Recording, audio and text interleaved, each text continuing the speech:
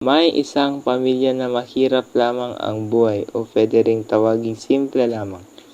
Isang pamilya na hindi nawawalan ng pag-asa para sa kinabukasan. Ang mga magulang ay nagdodoble kayod para makapagtapos ang kanilang mga anak sa pag-aaral.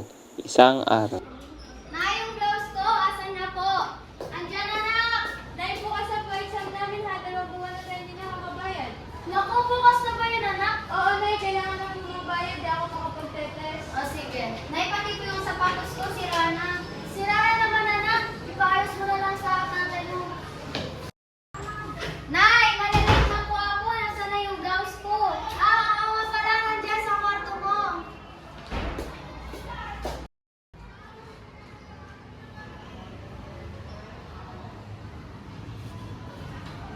Nakita naman ni Inay na pumasok ng sala si Tay na handa nang pumasok sa trabaho.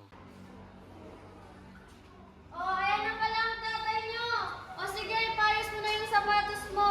At makapasok ka na, maaga pa naman. Opo, Nay.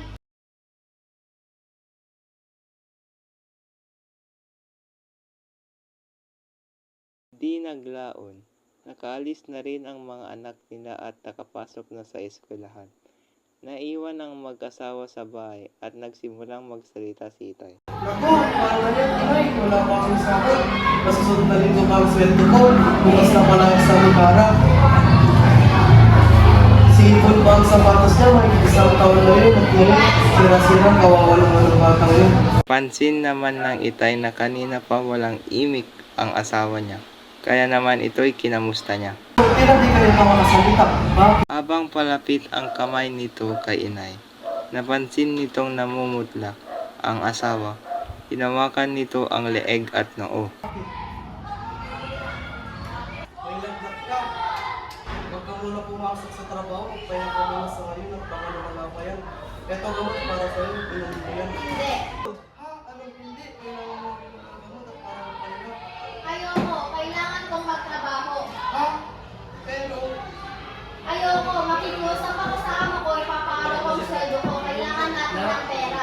Sabi ni Inay na kumbinsidong-kumbinsido sa sinabi niya. kung siya ikaw bahala, basta magpahinga ka, uminom ka ng gamot para di mo wala yung sakit mo.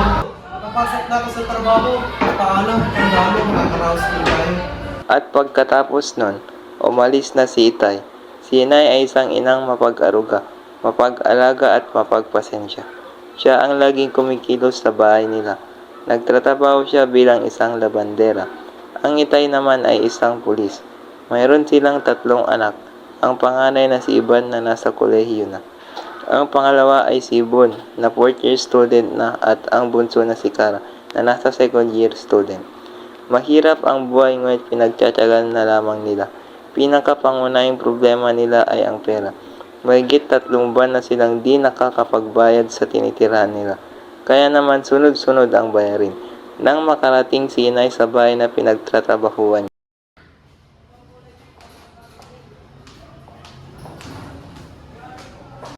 Oh, nandiyan ka na pala. Buti naman dumating ka na.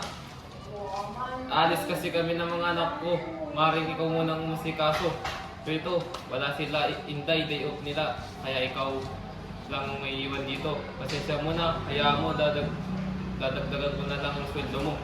Ay, naku sir. Yan nga po yung pinunta ko dito. Oh, bakit? Kasi po sir, bukas na po ang exam ng anak ko. Tapos sinisingila rin po kami sa bayarin ng bahay. Kasi ang asawa ko sa susunod na linggo pa yung sweldo. Hanggang ngayong week na lang po yung babayarin. Nahihiyaman po akong magsabi sa inyo, ngunit nagbabakasakali lang po. Kung maaari ay ngayon po makuha ang sweldo ko. Kahit magkano lang po, basta makakapagbayad ako sa amin. Magkano ba kailangan mo? Daddy, tara na! Naku sir, kayo na pang bahala. Nakakahiya naman po manghingi ng may... Haha, sige, magkano ba ang kailangan mo? Mahigit 4 na taon ka nang nagtratrabaho dito at malaki ang naitutulong mo sa bahay at pamilya ko, kaya binabalik ko lang pa kung magkano ba gusto kailangan mo. Naku, sa totoo lang po, 36,000 eh. Kasama na po lahat ng utang namin sa nirerentahan. Ah, ganun ba? O ito, 50,000. Ang natitira sa'yo na lang. Sa susunod na buwan, may sweldo ka pa. Nako, maraming salamat po sir. Malaking tulong po ito. Haha, ayos lang. Basta wag mo kaming iiwan ha. Kailangan ka rin namin dito. Napakabuti mo talaga sir. Ako, masaya lang talaga ang makatulong sa ibang tao. Minsan na rin kaming ganyan. Ah, ganun po ba? Maraming salamat po. Walang anuman. Sige, muna na ako. At nang gumana ng mga anak ko. Ha, mayawan lang kita. Uwi din kami dito mamaya nasa.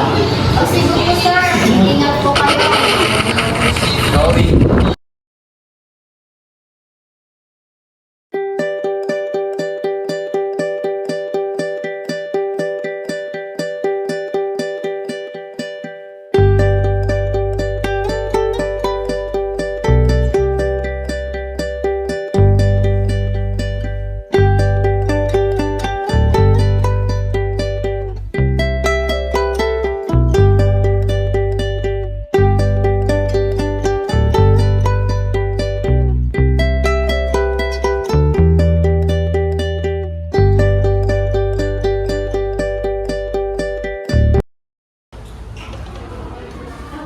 Oh, kamusta ka na? Pasensya ka na sa amin ha. Naku, ayos lang po sir.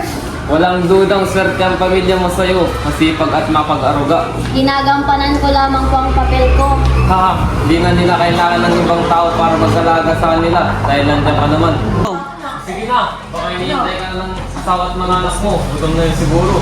Naku, baka nga po sir. Geraldine anak, nasan na? Opo, ito na po. Ito. Naku, ano to iha? Pagkain po.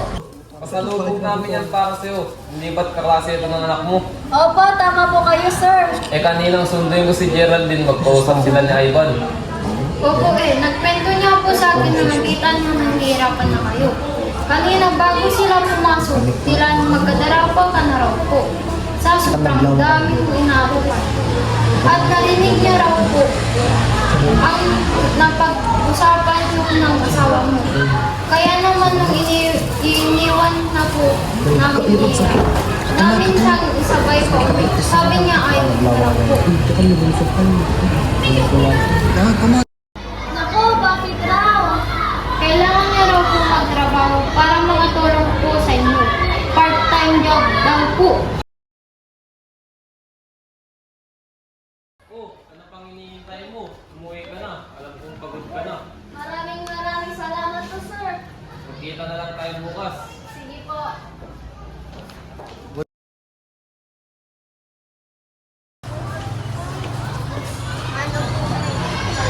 Asan na kuya niyo? Di po namin alam na kanina pa uwi. Ganun ba? O sige, kumain po tayo. Oh, saan mo naman nabili yan? Naku, pasalubong sa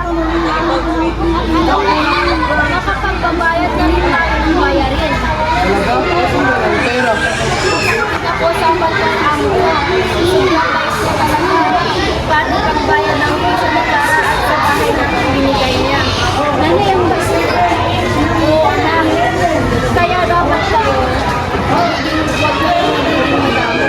O sige,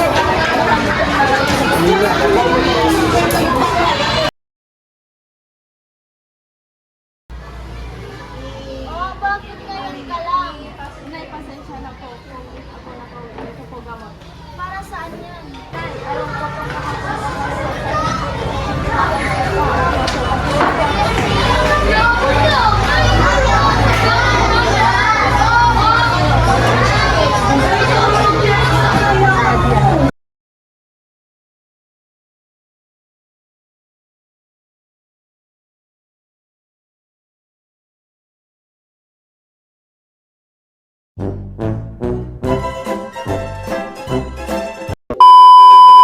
Durog ka gawin! Durog ka gawin!